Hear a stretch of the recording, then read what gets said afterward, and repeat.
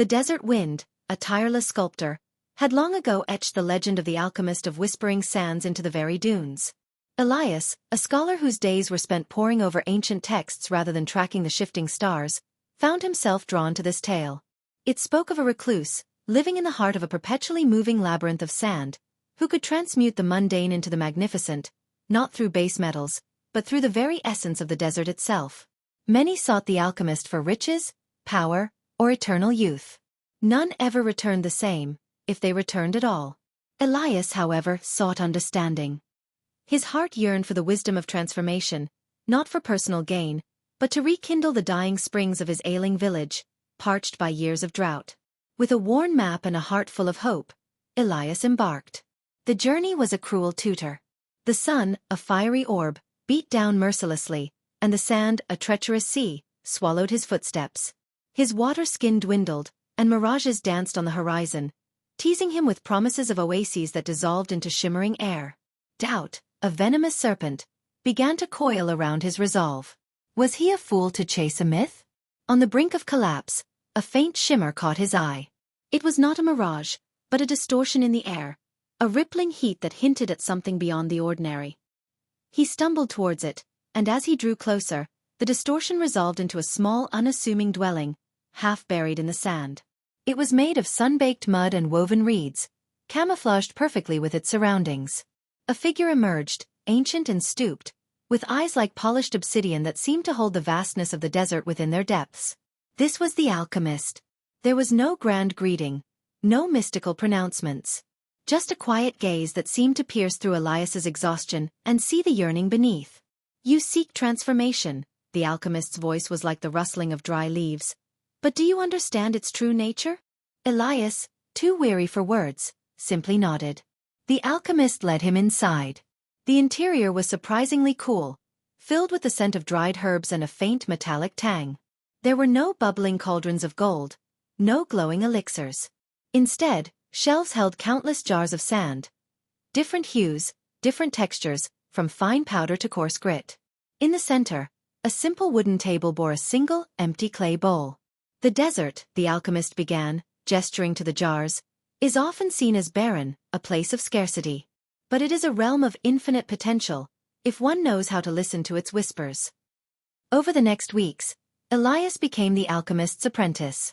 He learned not of arcane incantations or hidden formulas, but of patience, observation, and the subtle language of the desert.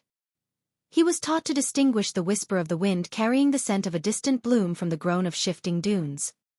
He learned to identify the minute traces of dew that clung to a rock at dawn, and how the light at dusk painted the sand with 1,000 shades of amber and rose. He learned to feel the sand, to understand its journey from rock to grain, to appreciate its inherent resilience and its capacity for change. The alchemist would have him sit for hours, simply holding handfuls of sand, meditating on its composition, its history, its silent power. One scorching afternoon, the alchemist presented Elias with the empty clay bowl. "Take this," he instructed, "and from the vastness outside, bring me the essence of the desert." Confused, Elias wandered into the heat. He tried to collect the most beautiful sand, the most vibrant pebbles.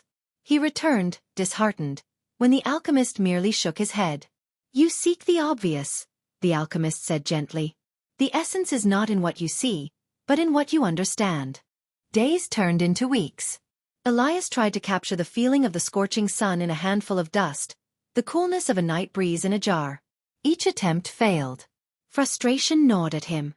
He was no closer to understanding transformation.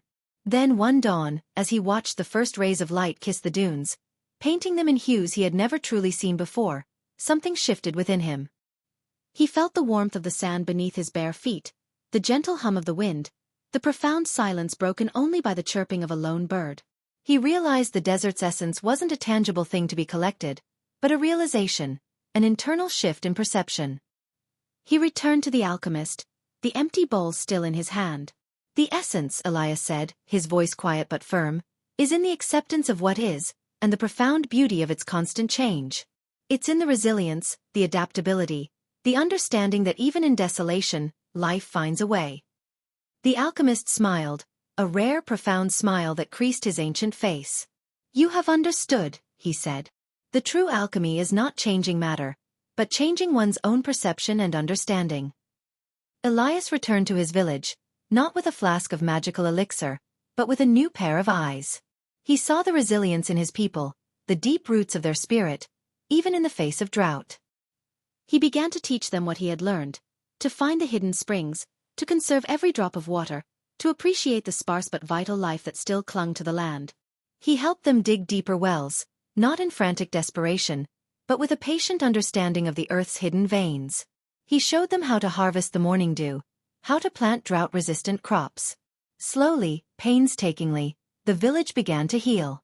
The springs, once thought dead, began to trickle. Life, tenacious and persistent, returned to the parched earth. The legend of the alchemist of Whispering Sands continued, but for Elias, it had taken on a new meaning. The greatest alchemy wasn't about turning lead into gold, but about transforming despair into hope, scarcity into resourcefulness, and blindness into profound vision. The desert had not given him a magical solution, but it had revealed the magic within himself and his people. The power of adaptation, the wisdom of understanding, and the enduring strength of the human spirit. The moral of the story is that true transformation, whether personal or communal, often comes not from external magical solutions or a change in circumstances, but from an internal shift in perspective, understanding, and adaptability. It emphasizes that wisdom and resourcefulness, born from profound observation and acceptance, are the most potent tools for overcoming adversity and creating positive change.